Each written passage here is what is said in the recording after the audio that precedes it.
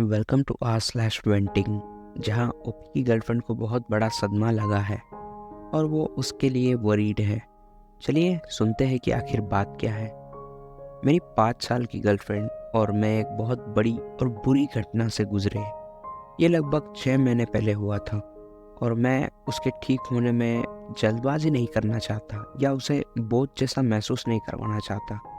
लेकिन मैं ज़्यादातर सिर्फ ये जानना चाहता हूँ कि मैं उसकी मदद कैसे कर सकता हूँ। समझाने के लिए, मेरी गर्लफ्रेंड 20 साल की है और मैं 21 साल का हूँ। मेरा एक दोस्त है जो 27 साल का है। वो वास्तव में मेरा दोस्त नहीं है, बल्कि एक दोस्त का दोस्त है। 6 महीने पहले उसके मोटेल के कमरे के बाहर मेरी उससे गंभीर बहस हो गई थी। मुझे नहीं पता कि वो उस दिन मोटेल के कमरे में क्यों था, लेकिन वो एक्चुअली एक घटिया आदमी है, इसलिए मैं जानना भी नहीं चाहता। वैसे भी बहस इस बात को लेकर थी कि वो मेरी गर्लफ्रेंड के प्रति सेक्सुअल टिप्पणियां करता रहा। मैंने उससे कहा कि मुझे ये पसंद नहीं है और उसे रुकने की ज़रूरत है। वो हमेशा मेरी गर्लफ्रेंड को ऐसी बातें कहता था जैसे कि उसे मेरे जैसे किसी व्यक्ति के साथ रहना चाहिए। मैं उसे बिस्तर पर लाने के लिए क्या क्या कर सकता हूँ, ऐसी बातें करता था। उसने मुझसे कहा कि मुझे बस इसे समझ लेना चाहिए और खुश होना चाहिए कि वो मुझे इससे चुराने की कोशिश नहीं कर रहा है। थोड़ी देर बाद बहस और तेज होती जा रही थी और हम दोनों फिजिकल होने वाले ही होते हैं। मैंने अपनी गर्लफ्रेंड को कार में इंतजार करने के लिए छोड़ दिया था नीचे।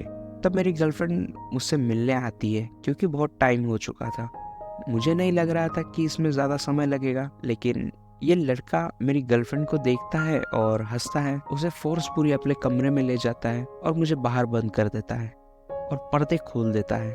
उसने जो एंट्रेंस लिया था वो दूसरे लड़की के पीछे था, इसलिए वो हमारे बीच में खड़ा था। वो बहुत विशाल और हट्टा कट्टा आदमी है, उसके सामने टिकने का कोई सवाल नहीं बनता है। मैं उसे मेरी गर्लफ्रेंड को बिस्तर पर पटकते और उसके साथ हिंसक होते हुए देख रहा था, क्योंकि वो रो रही थी और जितना हो सके लड़ रही थी। मैं मदद के लिए चिल्ला रहा था और दरवाजा तोड़ने की कोशिश कर रहा था, लेकिन आसपास कोई भी नहीं था। 1 मिनट बाद आखिरकार मैंने अपने हाथ में फायर एक्सटिंग्विशर लिया और उससे दरवाजा खोल दिया और सबसे पहले मैंने उसके सर पर इतनी जोर से मारा जितनी कि मैं मार सकता था। आज तक मेरी ऐसी हमेशा इच्छा होती है कि अपनी कोई भी चीज़ अपने आसपास के लोगों के साथ सुलझाऊं। मेरी गर्लफ्रेंड शारीरिक रूप से ठीक है। उस आदमी ने मेरी गर्लफ्रेंड को एक मुंह पर मुक्का मारा था और बाकी जगह भी बहुत मारा था, लेकिन वो उसके साथ बलात्कार करने वाला था। हमने पुलिस को बुलाया और सब कुछ समझाया। उसके बाद मुझे पता चला कि मैंने उसे मार डाला है, लेकिन मुझे जेल नहीं हुई क्योंकि मुझे अपनी गर्लफ्रेंड की रक्षा करने के लिए निर्दोष पाया गया था। अब 6 महीने बाद मैं अभी भी हर चीज़ से इतना हिल गया हूँ, लेकिन मैं कल्पना भी नहीं कर सकता कि मेरी गर्लफ्रेंड कैसी है। वो थेरेपी और सपोर्ट ग्रुप पे है, लेकिन मैं अभी भी बता सकता हूँ कि वो ठीक नहीं है। मैं यही रहना चाहता हूँ। मैं उससे बहुत प्यार करता हूँ और दुख होता है कि मैंने उसे उस स्थिति में डाल दिया।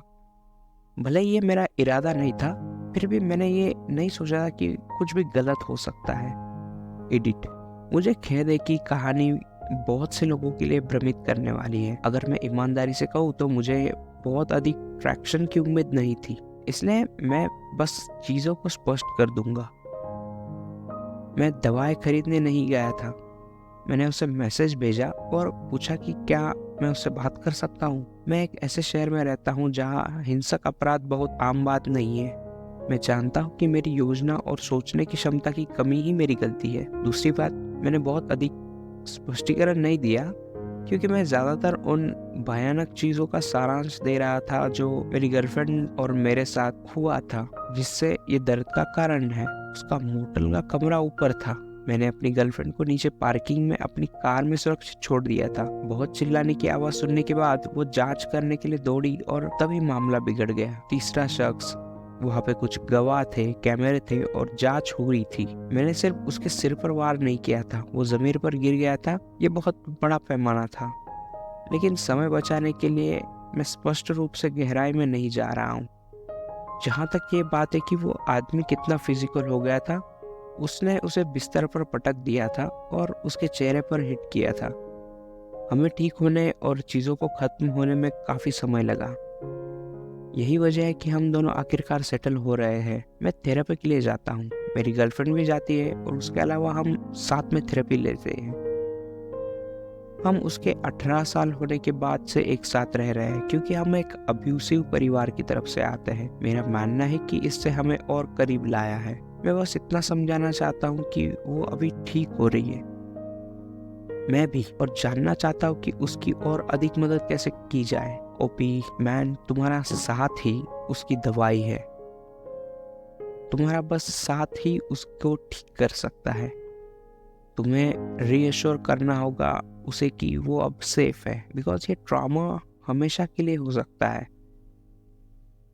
शायद ये उसके साथ ही चिपक जाए। बी स्ट्रॉन्ग मैन, तुमको उसे हर तरह से सपोर्ट करना होगा। तो दोस्तों, आप क्या सोचते हैं ऐसी सिचुएशन के लिए?